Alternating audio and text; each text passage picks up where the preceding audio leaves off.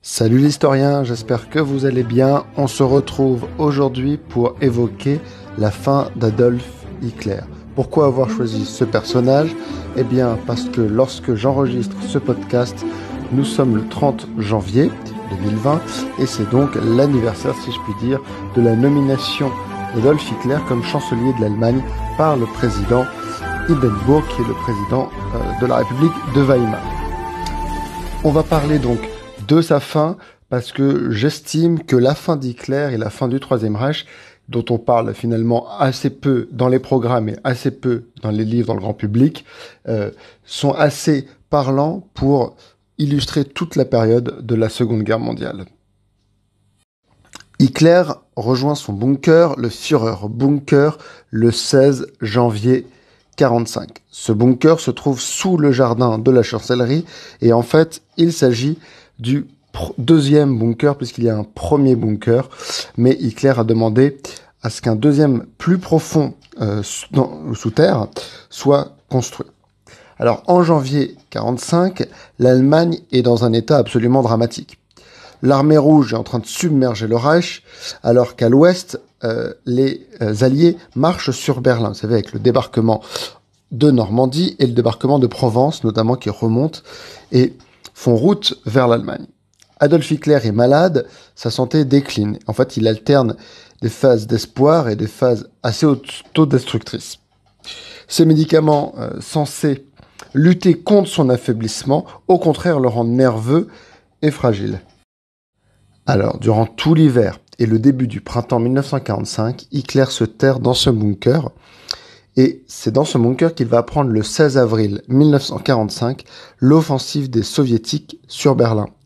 Il va affirmer le 17 avril que Berlin va résister et que les Russes seront défaits et qu'ils connaîtront la plus sanglante de leur défaite de toute leur histoire. Évidemment, tout ça va s'accélérer et les Russes ne seront pas défaits. Le 19 avril, Hitler décide, sur conseil de Goebbels, de rester dans le bunker et non pas de fuir. Le 20 avril 1945, le Führer célèbre ses 56 ans. Alors comment on célèbre cet événement dans les circonstances de la défaite imminente du Reich ? Eh bien, le Führer est entouré de quelques fidèles du parti et donc de l'État et des SS. Les femmes présentes essaient de divertir Hitler. Eva Braun, sa maîtresse et sa future femme, imitent même des stars américaines. Les témoins rapportent qu'il a l'air absent et qu'il tremble de plus en plus. On sait que Goebbels, pour l'anniversaire d'Hitler, a non seulement prononcé un discours à la radio, mais a également fait jouer, un petit peu comme adieu, l'opéra de Wagner et a fait jouer le crépuscule des dieux, tout un programme, puis a fait distribuer des capsules de cyanure à la fin de la représentation. Pour son anniversaire, Hitler fait ses adieux à différents cadres du parti et de l'État, notamment Dönitz, dont on va reparler. Göring et d'autres sont autorisés à partir. Le 21 avril, Berlin subit les premiers tirs d'artillerie directe et lourde, et le général Köhler apprend à Hitler que les soviétiques ne sont qu'à 12 km de la capitale allemande. Nous sommes à présent le 22 avril.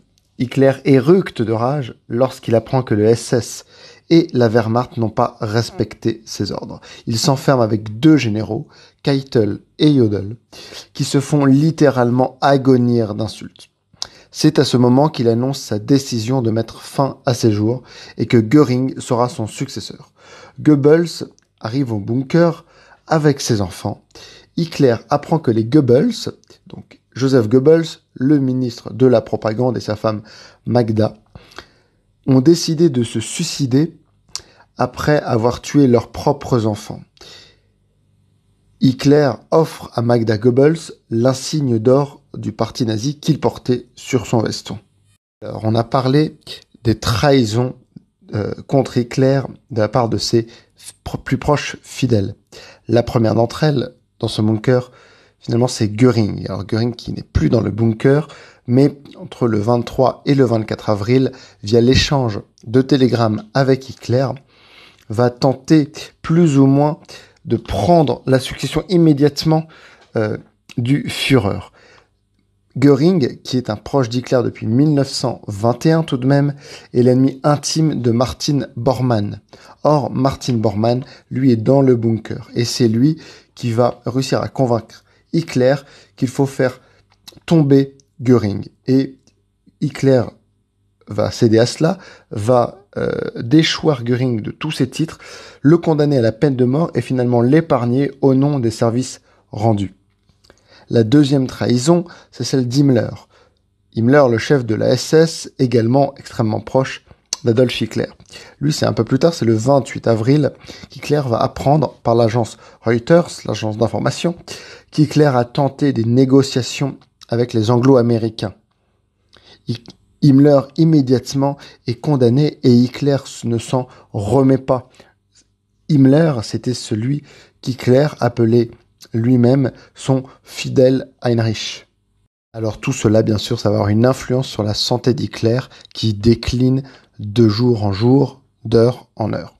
Hitler qui est sujet à Parkinson, qui se couche très tard et qui impose dans le bunker et qui imposait déjà avant ses fidèles de suivre son rythme. Il se couche très tard, se réveille très tard, mange déséquilibré, il ne mange pas de viande du tout et en plus il subit presque 15, on dit 17 injections pour soigner Parkinson et ses troubles du sommeil par jour. 17 injections par jour. Évidemment, sa santé physique et sa santé mentale avec ses trahisons, évidemment, ça perturbe cette santé qui est déjà extrêmement fragile. On connaît peut-être, vous connaissez cette vidéo où Hitler sort dans les derniers jours célébrer, ou plutôt féliciter des enfants qui n'ont même pas 15 ans, des jeunesses hitlériennes qui viennent en fait finalement mourir pour rien en Berlin.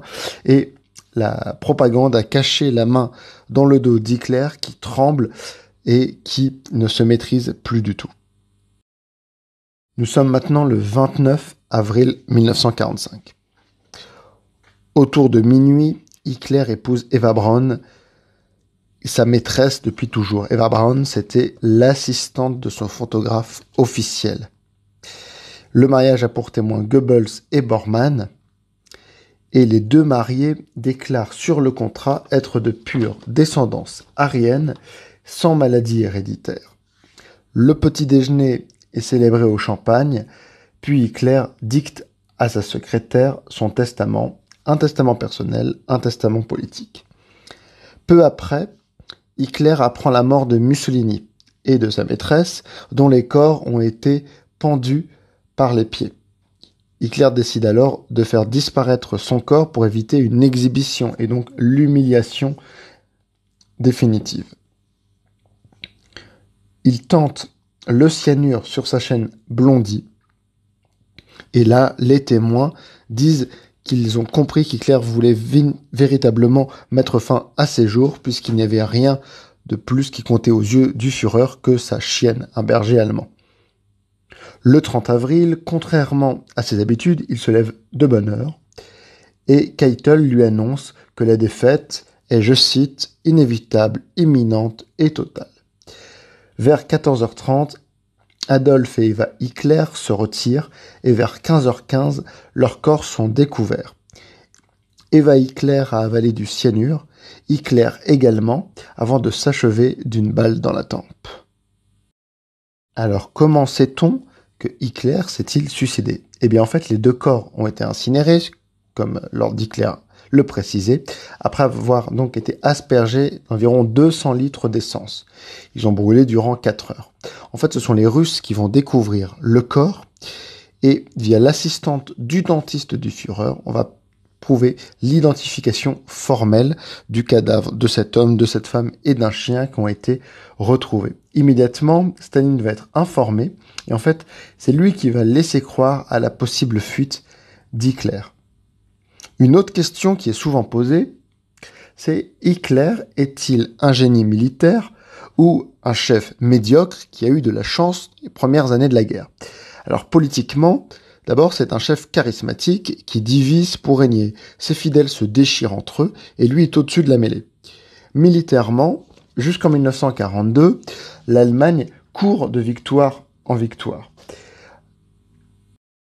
Ce qu'on peut dire également, c'est qu'Hitler a deviné la non-réaction de l'Occident et spécialement de la SDN, vous savez, la Société des Nations, qui avait été créée après la Première Guerre mondiale, et il a su anticiper, par exemple, l'expédition des Français et des Anglais en Norvège et les repousser, ou encore percer par les Ardennes, jugées imprenables. Sur le long terme, c'est un mauvais tacticien. Il pense par exemple que l'Angleterre va s'allier à lui, ou qu'il suffit de le vouloir pour prendre l'URSS, pour dominer l'armée rouge. Finalement, son idéologie aura raison de lui puisqu'il considère les soviétiques comme des sous-hommes venus de l'Est. Sa principale erreur fut sans doute de diviser ses forces en trois sur le continent européen. Et son manque de vue globale et son refus d'autoriser le retrait en Russie sont finalement le début de la fin pour lui. Alors, que se passe-t-il après la mort d'Hitler? Eh bien, le 1er mai, Radio Berlin ment une dernière fois en affirmant qu'Hitler est tombé en défendant Berlin. Dönitz, l'amiral, apprend qu'il est président du Reich et chef des forces armées. Évidemment, c'est un titre un peu abstrait puisque les forces armées allemandes à ce moment-là sont quand même très limitées et dans la plus grande décadence. Goebbels est quant à lui chancelier et Bormann, ministre du parti. Le 1er mai toujours, Goebbels et sa famille se tuent et le 2 mai, le drapeau rouge des soviétiques est hissé sur le Reichstag. Dönitz fait passer à l'ouest le plus possible de réfugiés et retarde la capitulation. Le 5 mai, il va confier à Jodl les pleins pouvoirs pour signer cette capitulation qui aura lieu dans un collège de Reims où se trouve l'état-major du général américain Eisenhower. Les Allemands se rendent et finalement, le 23 mai, Dönitz et ses hommes sont arrêtés et enfermés. Le Troisième Reich, qui se voyait comme une marche héroïque, finit donc plutôt dans une tragédie bouffonne et cruelle. Voilà donc pour la fin d'Hitler. Je vous laisse avec toujours en description des liens pour pousser le sujet. N'oubliez pas de vous abonner, ça vous prend une seconde et moi ça me fait plaisir. Je vous dis à très bientôt. Ciao ciao.